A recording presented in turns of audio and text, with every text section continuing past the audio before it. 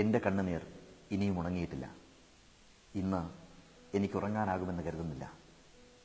വെറും 5 മാസം മാത്രം പ്രായമുള്ള ഭഗദീഷ് എന്ന കുഞ്ഞിൻ്റെ നിഷ്കളങ്കമായ കണ്ണുകളാണ് മനസ്സ് നിറയെ. ആഘോഷങ്ങൾ അർത്ഥപൂർണമാവുന്നത് ആ ദിനത്തിൻ്റെ ഓർമ്മകൾ നമ്മുടെ ഹൃദയത്തിൽ ആഴത്തിൽ മുദ്രണം ചെയ്യപ്പെടുമ്പോഴാണ്.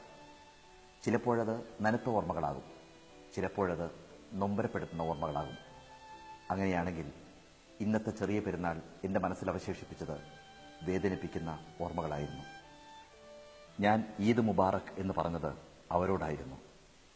തമിഴ്നാട്ടിൽ നിന്നുള്ള വെറും 5 മാസം മാത്രം പ്രായമുള്ള ഭഗദീഷ് എന്ന കൊച്ചു കുഞ്ഞു മുതൽ കുറേയേറെ ക്യാൻസർ രോഗികൾ.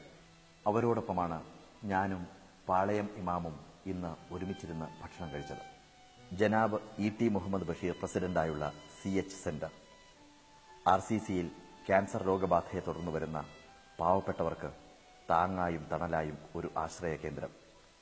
അവിടെ രോഗിക്കും അവരോടൊപ്പമുള്ളവർക്കും ഭക്ഷണവും താമസവും എല്ലാം സൗജന്യം. ഓരോ മുറിയിലും കയറിയിറങ്ങുമ്പോൾ പ്രതീക്ഷകൾ തളം കെട്ടിയ കുടുംബാംഗങ്ങളുടെ കണ്ണുകൾ.